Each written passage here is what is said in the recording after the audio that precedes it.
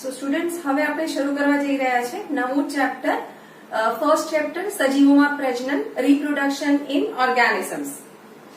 આપણે દરેકને ખ્યાલ છે કે સજીવો કોઈ ચોક્કસ સમયગાળા સુધી જ જીવંત રહી શકે છે અને ત્યારબાદ જેમણે જન્મ લીધો છે એ દરેકે મૃત્યુ પામવાનું જ છે. તો જીવનકાળ, લાઈફ સ્પાન કોને કહીશું? સજીવ જન્મ પામે, જીવનકાળ, લાઈફ સ્પાન એટલે કે સજીવ જન્મ પામે અને કુદરતી મૃત્યુ પામે તે વચ્ચેનો સમયગાળો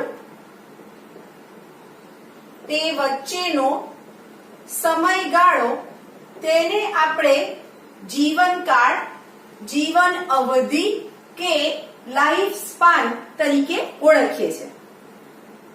દરેક સજીવનો જીવનકાળ અલગ અલગ હોઈ શકે છે. ઘણી બધી વિવિધતા પણ જોવા મળે છે. જેમ કે તમને કેટલાક ઉદાહરણ આપવામાં આવે છે. હાથી 60 to 90 years, gulab 5 to 7 years, કૂતરો 20 to 30 years, પતંગિયું 1 to 2 weeks, કાગડો 15 years, પોપટ 140 years, કેળનું ઝાડ 25 years, ગાય લગભગ 20 થી 25 વર્ષ, મગર 60 years, ઘોડો 60 years, ફળમાખી ફક્ત 30 days, ડાંગરનો છોડ 3 to 4 months, કાચબો 100 to 150 years, વડનું વૃક્ષ 200 years અને પીપળાનું વૃક્ષ લગભગ 1500 કે 1500 years. તમે જોઈ શકો છો કે સજીવોમાં દિવસોથી લઈ અને હજારો વર્ષ સુધીનો જીવનકાળ જોવા મળે છે. લગભગ બધા જ સજીવોનો જીવનકાળ આ એક મર્યાદાની અંદર જોવા મળે છે. આ આંકડા પરથી આપણે એવું જોઈ શકીએ છીએ કે જીવનકાળ અને સજીવોના કદ, જીવનકાળ અને સજીવોના કદ વચ્ચે કોઈ સમાનતા જોવા મળતી નથી. તેમની વચ્ચે કોઈ સંબંધ જોવા મળતો નથી. જીવનકાળ અને સજીવોના કદ વચ્ચે કોઈ પણ પ્રકારનો સંબંધ જોવા મળતો નથી. દાખલા તરીકે અહીં આપણે જોઈ શકીએ છીએ કે કાગડા અને પોપટ બંનેનું કદ લગભગ સમાન છે. છતાં પણ કાગડાનું જીવનકાળ 15 years છે, જ્યારે પોપટ 140 years નો જીવનકાળ ધરાવે છે. એ જ રીતે વડનું વૃક્ષ અને પીપળાનું વૃક્ષ કે પછી કેરીનું વૃક્ષ લઈ લો, લગભગ કદ સમાન છે, પરંતુ વડના વૃક્ષનું જીવનકાળ 200 years, જ્યારે પીપળાનું 1500 years જીવનકાળ બતાવે છે, જે ખૂબ મોટો તફાવત દર્શાવે છે. એટલે કે સજીવોના કદ અને તેમના જીવનકાળ વચ્ચે કોઈ સમાનતા જોવા મળતી નથી. એ જ રીતે સજીવો જેમણે જન્મ લીધો છે એમણે મૃત્યુ પામવાનું જ છે. એક ચોક્કસ જીવન પસાર કરી અને મૃત્યુ પામવાનું જ છે. ફક્ત એક કોષી સજીવોની વાત કરીએ તો એક કોષી સજીવોને આપણે અમર ગણાવી શકીશું. અમર એટલે કે ઇમોર્ટલ ગણાવી શકીશું. શા માટે? કારણ કે એક કોષી સજીવો એ જન્મ પામ્યા અને વૃદ્ધિ પામી મૃત્યુ પામે એ પહેલા જ એમનું વિભાજન થઈ જાય છે. સમવિભાજન દ્વારા એ પ્રજનનની ક્રિયા દર્શાવે છે અને પરિણામે એ પોતે વૃદ્ધિ પામે છે એવું કહી શકાય છે. એટલે ખરેખર જોવા જાઓ તો એક કોષી સજીવો મૃત્યુ પામતા નથી.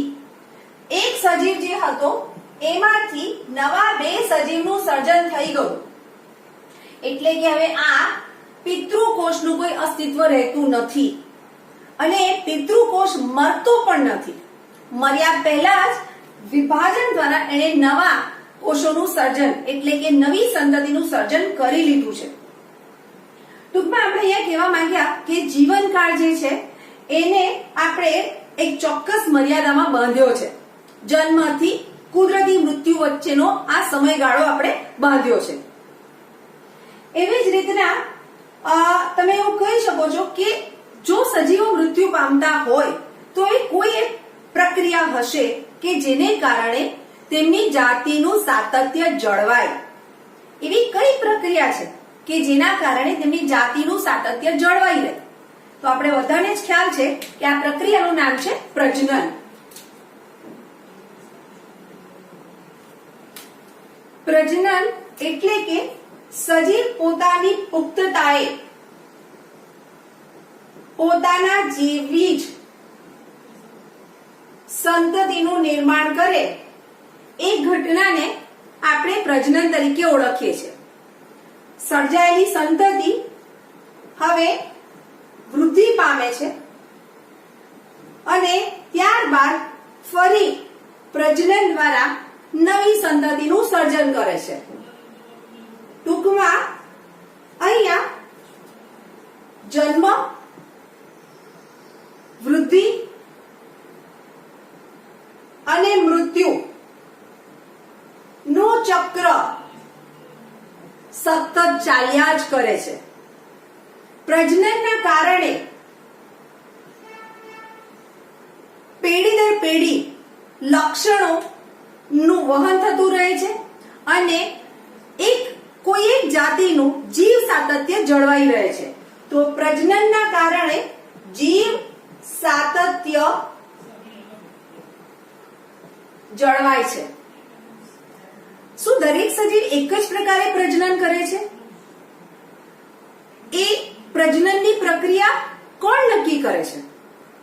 આ પ્રજનનની પ્રક્રિયામાં કોઈ ફેરફાર આવે છે? તો આ બધા પ્રશ્નો માટે બેસિક જે આપણે જાણવાનું છે એ છે કે દરેક સજીવ જે પ્રજનન કરવાનો છે એ પ્રજનન માટે પોતાના નિવાસ સ્થાન, પોતાની આંતરિક દેહધાર્મિક ક્રિયાઓ અને અન્ય કેટલાક પરિબળો પર આધારિત હોય છે અને આ પરિબળોને આધારે પ્રજનનની પદ્ધતિ નક્કી કરે છે. આ પ્રજનન પદ્ધતિઓ મુખ્ય બે પ્રકારની છે. અલિંગી પ્રજનન અને લિંગી પ્રજનન એ પ્રજનનના મુખ્ય બે પ્રકાર તરીકે લઈએ છીએ. તો અલિંગી પ્રજનન એટલે કે એસેક્સ્યુઅલ રિપ્રોડક્શન અને લિંગી પ્રજનન એટલે કે સેક્સ્યુઅલ રિપ્રોડક્શન. અલિંગી પ્રજનનમાં એક જ સજીવ અથવા તો એક જ પિતૃ ભાગ લે છે, જ્યારે લિંગી પ્રજનનમાં એક સજીવ અથવા તો બે વિરોધી લિંગ ધરાવતા સજીવો એટલે કે નર અને માદા ભાગ ભજવે છે. એક જ સજીવ ક્યારે થાય કે જ્યારે સજીવ પોતે દ્વિલિંગી હોય, પરંતુ જો એકલિંગી હોય તો નર અને માદા બંને સજીવોની જરૂર પડે છે.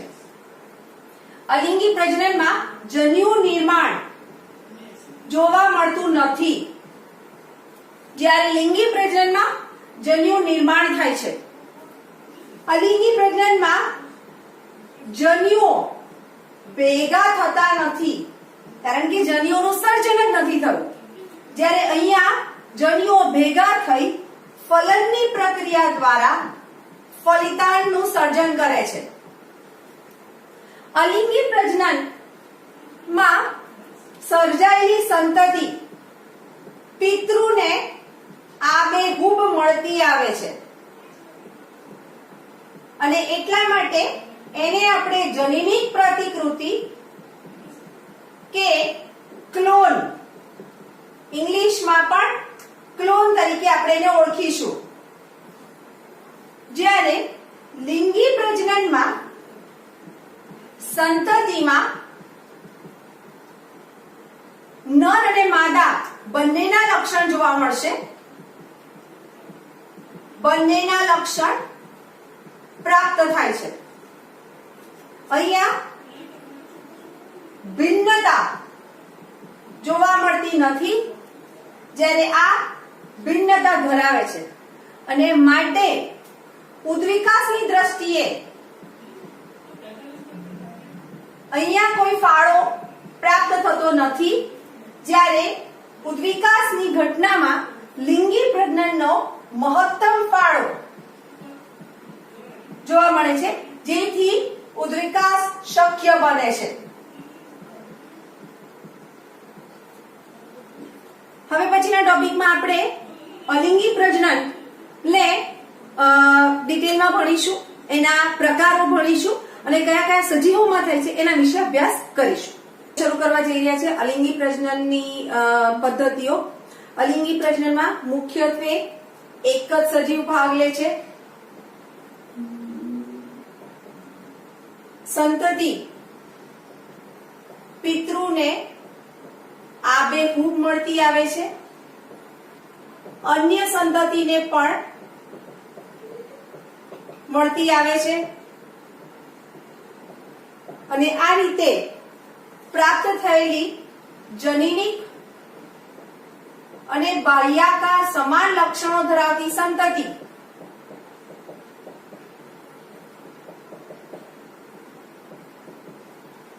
એને આપણે જનીનિક પ્રતિકૃતિ કે ક્લોન્સ તરીકે ઓળખીએ છીએ. અલિંગી પ્રજનનની પદ્ધતિમાં મુખ્યત્વે આ પ્રજનન એકકોષી સજીવોમાં જોવા મળે છે. સાથે સાથે સરળ આયોજન ધરાવતા વનસ્પતિ અને પ્રાણીઓમાં પણ જોવા મળે છે. આ ઘટનામાં ધ્યાન રાખવાનું કે જન્યુ સર્જન કે જન્યુ જનનની ઘટના જોવા મળતી નથી. હવે આપણે અલિંગી પ્રજનનના પ્રકાર વિશે ભણતા જઈએ છીએ. તો સૌથી પહેલો પ્રકાર આવે છે કોષ વિભાજન. કોષ વિભાજન, સેલ ડિવિઝન, ખાસ કરીને જોવા મળે છે પ્રોટિસ્ટા અને મોનેરા ના સજીવો.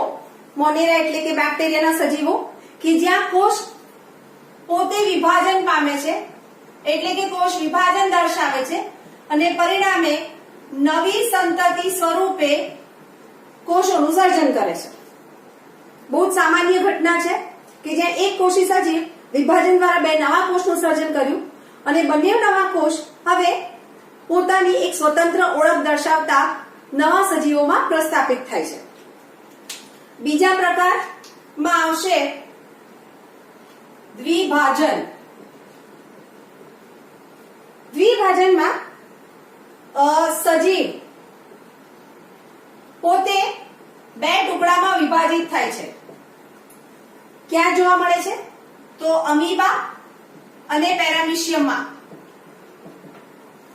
અમીબા અને પેરામીશિયમમાં જોવા મળે છે. સજીવ પોતે બે ટુકડામાં વિભાજિત થાય છે અને દરેક ટુકડો વૃદ્ધિ પામી નવી અથવા તો નવા સજીવ તરીકે પ્રસ્થાપિત થાય છે. ઉદાહરણ તરીકે આ અમીબા છે, હવે પોતે બે ટુકડામાં વિભાજિત થવા જઈ રહ્યો છે અને ત્યારબાદ એમાંથી બે નવી અમીબા પ્રાપ્ત થાય છે. તો આ ઘટના હતી દ્વિભાજન. ત્યાર પછીની ઘટના જે આવે છે એનું નામ છે બીજાણુ નિર્માણ. બીજાણુ નિર્માણ જેને જોવા મળે છે આ ઘટના અમીબા જેવા સજીવોમાં જ. ફરી અમીબામાં બે પ્રકારની પદ્ધતિ આપણે જોઈ. તો અમીબા જેવા સજીવોમાં બીજાણુ નિર્માણ ઘટના જોવા મળે છે અને આ ઘટનામાં અમીબા પોતે જ્યારે પ્રતિકૂળ સંજોગો હોય ત્યારે એવા સંજોગોમાં પોતાના બધા જ ખોટા પગ અંદર ખેંચી લે છે. એટલે અમીબા ખોટા પગ અંદર ખેંચે છે, ત્યારબાદ ગોળાકાર સ્વરૂપ ધારણ કરે, ગોળાકાર સ્વરૂપ ધારણ કરે અને પોતાની ફરતે ત્રિસ્તરીય મજબૂત રક્ષણાત્મક કવચ અથવા તો કોષ્ઠન નું નિર્માણ કરે, જેથી કરી પ્રતિકૂળ સંજોગોમાં એ પોતે ટકી શકે. હવે જ્યારે સંજોગો અનુકૂળ થશે ત્યારે આ કોષ્ઠન માં પોતે બહુભાજન કરશે, એટલે કે અનેક અમીબાનું સર્જન થશે અને ત્યારબાદ આ જ બહુભાજન પામેલા કોષો કોષ્ઠન તોડી અને પર્યાવરણમાં મુક્ત થશે, પર્યાવરણમાં મુક્ત થશે અને દરેક કોષ સ્વતંત્ર અસ્તિત્વ ધરાવશે. આ ઘટના હતી બીજાણુ નિર્માણ. હવે નેક્સ્ટ આવે છે તમારી પાસે સ્પોર ફોર્મેશન. અગેન બીજાણુ નિર્માણની જ ઘટના છે. આ બીજાણુ નિર્માણ કોષ્ઠન દ્વારા થયું એટલા માટે આપણે એને સ્પેસિફિક અલગ લીધું છે. હવે બીજાણુ નિર્માણ આવે છે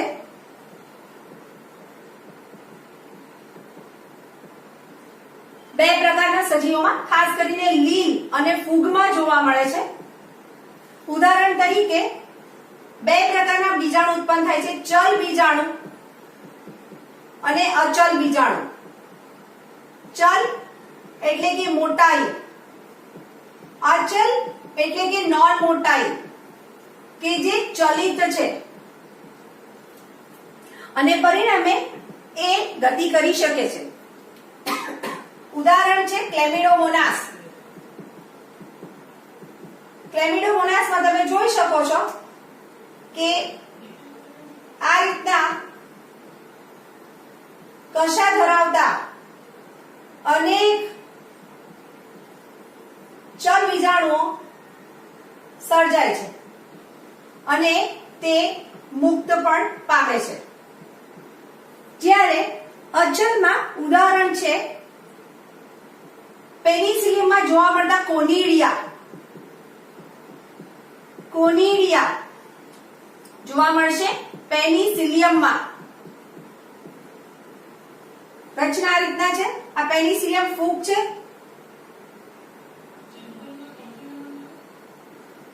અને એની સપાટી ઉપર અચલ બીજાણુ કે જે ચલિત નથી એવા બીજાણુઓ સર્જાય છે, જે હવામાં મુક્ત થશે અને જ્યાં પ્રસ્થાપિત થશે ત્યાં નવા સજીવોનું સર્જન કરશે, નવી સંતતિનું સર્જન કરશે. તો આ પ્રકાર હતો અચલ બીજાણુઓનો, ખાસ કરીને લીલ અને ફૂગમાં જોવા મળે છે. નેક્સ્ટ જે આવે છે એનું નામ છે કલિકા સર્જન. કલિકા સર્જન જ્યાં તમને જોવા મળે છે હાઇડ્રા અને યીસ્ટમાં અસમભાજન થતું જોવા મળે છે. અસમભાજન શરીરની સપાટી ઉપર કોષોનો સમૂહ રચાય છે. શરૂઆતમાં આ કોષો અથવા તો કલિકા પિતૃ સાથે જોડાયેલી રહે છે અને ત્યારબાદ મુક્ત થઈ નવી સંતતિ અથવા તો નવા સજીવ તરીકે એ પ્રસ્થાપિત થાય છે. ઉદાહરણ તરીકે આ યીસ્ટ છે. યીસ્ટમાં કલિકા જોવા મળે. આ કલિકા સ્વરૂપે નાનકડો કોષોનો સમૂહ સર્જાયો અને ત્યારબાદ એ મોટી થઈ અને પિતૃ શરીરથી છૂટી પડે છે. એવી જ રીતના હાઇડ્રા, યીસ્ટ એક કોષી સજીવ હતો માટે એક જ કોષ ઉપર સર્જાયો હતો. હાઇડ્રા બહુકોષી છે એટલે હાઇડ્રામાં માની લો કે હાઇડ્રા છે શરીરની સપાટી ઉપર કોષોનો સમૂહ કલિકા સ્વરૂપે સર્જાય અને સમય જતા એકદમાં મોટી થશે અને ત્યારબાદ આ પિતૃ શરીરથી છૂટી પડી જશે. આ રીતે કલિકા સર્જન પ્રેરાય છે. નેક્સ્ટ પ્રકાર છે અવખંડન. અવખંડન અવખંડનમાં સજીવ શરીર અનેક ટુકડામાં વિભાજિત થાય અને દરેક ટુકડો ખૂટતો ભાગ વિકસાવી અને નવા સજીવનું સર્જન કરે. ઉદાહરણ તરીકે પ્લેનેરિયા.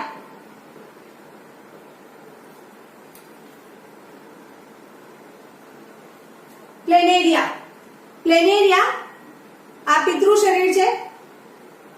પિતૃ શરીર ટુકડાઓમાં વિભાજિત થયું, પરિણામે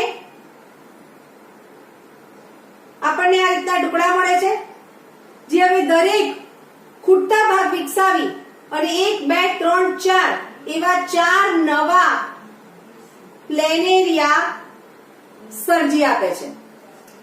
આ ઘટના અવખંડન તરીકે ઓળખવામાં આવે છે. નેક્સ્ટ આવે છે અંતઃકલિકા સર્જન, જે જોવા મળે છે વાદળીમાં, જ્યાં શરીરની અંદર કલિકા સર્જાય છે અને આ કલિકા હવે એક ચોક્કસ પ્રકારના આવરણથી આવૃત થાય છે અને જરૂર પડે અનુકૂળ સમય એ નવા સજીવનું સર્જન કરે છે.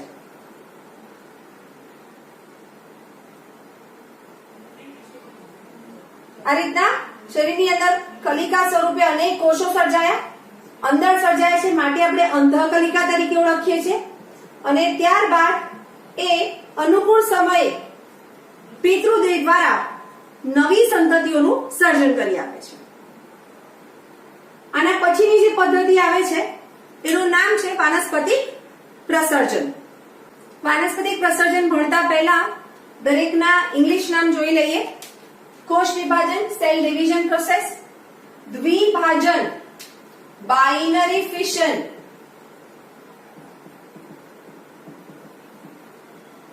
બીજાણુ નિર્માણ, સ્પોર્યુલેશન.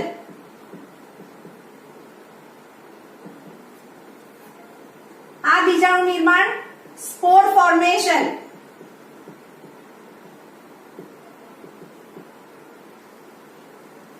કલિકા સર્જન, બર્ડ ફોર્મેશન. અવખંડન, ફ્રેગમેન્ટેશન.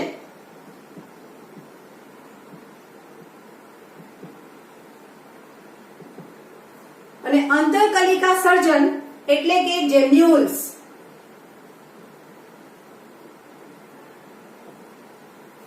સો હવે છેલ્લી પદ્ધતિ છે વાનસ્પતિક પ્રજનન પદ્ધતિ. ઇંગ્લિશમાં આપણે એમને કહીશું વેજીટેટિવ પ્રોપેગેશન. પ્રાણીઓમાં સામાન્ય વપરાતો શબ્દ અલિંગી પ્રજનન, પણ આ જ પ્રકારનું પ્રજનન જ્યારે વનસ્પતિ માટે વાપરીએ છીએ તો વનસ્પતિમાં એને આપણે કહીશું વાનસ્પતિક પ્રજનન. અને વાનસ્પતિક પ્રજનન માટેની રચનાઓ એને આપણે નામ આપીશું વાનસ્પતિક પ્રસર્જકો, એટલે કે વેજીટેટિવ પ્રોપેગ્યુલ્સ. અલગ અલગ સજીવોમાં અલગ અલગ પ્રકારે વાનસ્પતિક પ્રજનન થતું જોવા મળે છે. સૌથી પહેલું ઉદાહરણ આપણે લઈએ છીએ શકરિયું. શકરિયુંમાં મૂળ ખોરાકનો સંગ્રહ કરે, દળદાર માંસલ બને અને ત્યારબાદ એ શકરિયા ઉપર અસ્થાનિક કલિકાઓ સર્જાય. તો આ સ્થાનિક કલિકાઓ જે છે, આ અસ્થાનિક કલિકા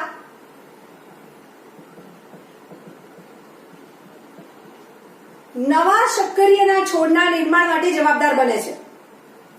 અહીંયા પુષ્પ ભાગ ભજવતું નથી, પરંતુ વાનસ્પતિક ભાગો જ નવા વનસ્પતિના નિર્માણ માટે જવાબદાર બને છે. માટે આ ઘટનાને આપણે વાનસ્પતિક પ્રજનન તરીકે ઓળખીએ છીએ. બીજું ઉદાહરણ લઈશું બટાકું. બટાકામાં પ્રકાંડ ખોરાકનો સંગ્રહ કરે છે, દળદાર માંસલ બને છે અને એના ઉપર જોવા મળતી આંખ જે કક્ષવલિકાનું રૂપાંતરણ છે, એને જો કાઢી અને જમીનમાં વાવવામાં આવે તો એમાંથી નવા બાળ છોડનું સર્જન થાય છે. આને આપણે વિશિષ્ટ નામ આપીશું ગ્રંથિલ. આવા પ્રકારને આપણે વિશિષ્ટ નામ આપીશું ગ્રંથિલ. એવી જ રીતના આદુ અને હળદર માં પણ પ્રકાંડ જમીનને સમાંતર આગળ વધે છે અને વાનસ્પતિક પ્રજનન દર્શાવે છે. તો આદુ અને હળદર એમાં પણ વાનસ્પતિક પ્રજનન માટે પ્રકાંડ દળદાર માંસલ બને છે અને પરિણામે વાનસ્પતિક પ્રજનનમાં મદદ કરે છે. પછીનું ઉદાહરણ છે સુરણ. સુરણમાં એક જ ગાંઠમાં ખોરાક સંગ્રહ થાય છે, દળદાર માંસલ બની વાનસ્પતિક પ્રજનન પ્રેરે છે. આને આપણે વિશિષ્ટ નામ આપીશું વજ્રકંદ. વજ્રકંદ. ત્યારબાદ ઘાસ, બ્રહ્મી અને અબૂટી જેવી વનસ્પતિ. સપોઝ માની લો કે આ ઘાસ છે, આપણને ખ્યાલ છે કે જે લોન ઉગાડવાની હોય ત્યારે અમુક જગ્યાએ ઘાસ વાવવામાં આવે છે અને ત્યારબાદ થોડા સમયમાં આખી જગ્યામાં ફેલાઈ જાય છે. કેવી રીતે? વાનસ્પતિક પ્રજનનની મદદથી. ઘાસમાંથી લાંબી શાખાઓ નીકળે છે અને આ શાખા જ્યારે જમીનના સંપર્કમાં આવે છે ત્યારે નવા બાળ છોડનું સર્જન કરે છે. આ રચનાને આપણે નામ આપીશું ભૂસ્તારી. આવી જ રીતના જોવા મળે છે ભૂસ્તારી અને બીજી રચનાનું નામ આપીશું ભૂસ્તારિકા. આ જ રીતના ફુદીનો અને સ્ટ્રોબેરી માં સપોઝ આ ફુદીનો છે,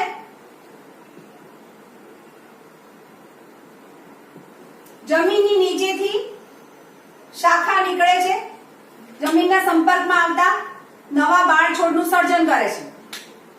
આ રચનાને નામ આપીશું અધો ભૂસ્તારી. જલ શૃંખલા અને જળકુંભી માં બંને જલીય વનસ્પતિ છે.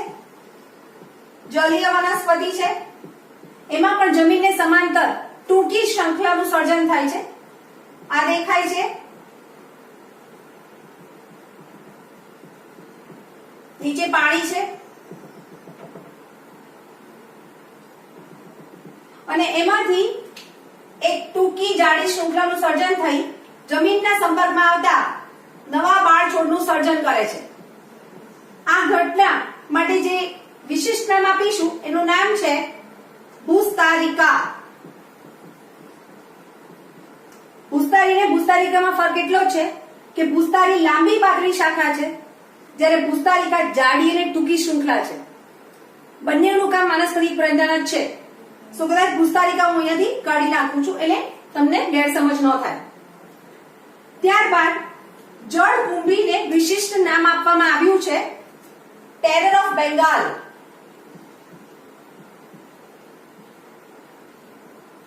અથવા તો બંગાળનો નાશ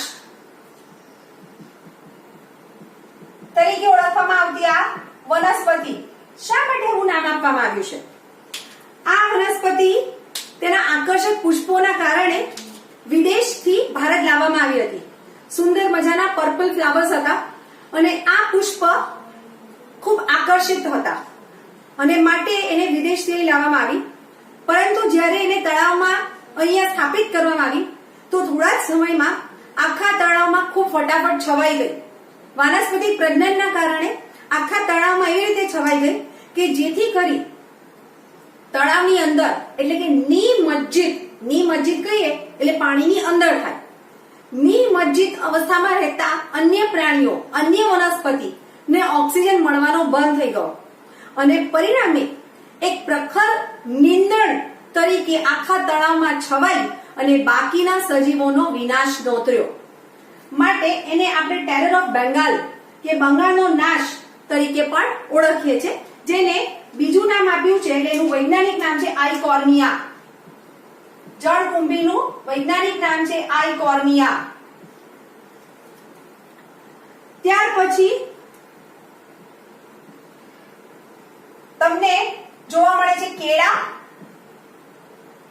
માં પણ આ જ રીતના વાનસ્પતિક પ્રજનન થતું જોવા મળે છે.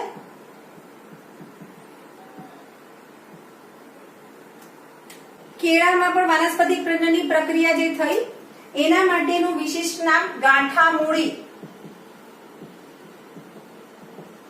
જે તમને આદુમાં પણ જોવા મળે છે. આ જ ઘટના આદુમાં પણ એટલે અહીંયા પણ તમે ગાંઠામૂળી નામ આપી શકો છો દ્વારા થાય છે. મોટે ભાગે આ રચનાઓ ગાંઠમાંથી ઉત્પન્ન થતી સર્જનાઓ છે જે પ્રાંકુર સ્વરૂપે ઉત્પન્ન થાય છે અને જ્યારે ભીની જમીન કે પાણીના સંપર્કમાં આવે ત્યારે નવા છોડનું સર્જન કરી આપે છે. એવી રીતના બીજું ઉદાહરણ છે તમારી પાસે પાનફૂટી. વૈજ્ઞાનિક નામ છે બ્રાયોફાઇલમ. પાનફૂટી કે બ્રાયોફાઇલમ એમાં માંસલ પર્ણની કિનારી ઉપર આ પાનફૂટીનું પર્ણ છે. માંસલ પર્ણની કિનારી ઉપર અસ્થાનિક કલિકાઓ સર્જાય છે અને આ અસ્થાનિક કલિકાઓ ત્યારબાદ જ્યારે પિતૃછોડથી છૂટી પડી જમીનને સંપર્કમાં આવે ત્યારે નવા બાળછોડનું સર્જન કરે છે. ખેડૂતો દ્વારા આ પદ્ધતિનો ઉપયોગ ખૂબ મોટા પાયે કરાય છે. બીજું ઉદાહરણ છે પ્રકલિકા. બે પ્રકારની પ્રકલિકા લઈશું, કક્ષીય પ્રકલિકા અને પુષ્પીય પ્રકલિકા. કક્ષીય કલિકા તમને જોવા મળે છે કનકમાં. વૈજ્ઞાનિક નામ છે ડાયોસ્કોરિયા, કે જ્યાં કક્ષકલિકા ખોરાકનો સંગ્રહ કરી દળદાર માંસલ બને છે અને ત્યારબાદ પિતૃછોડથી છૂટી પડી નવા બાળછોડનું સર્જન કરે છે. અગેન કક્ષકલિકાએ ખોરાકનો સંગ્રહ કર્યો તો માંસલ બની અને ત્યારબાદ એને નવા બાળછોડનું સર્જન કર્યું. પુષ્પીય પ્રકલિકામાં ઉદાહરણ છે રામબાણ.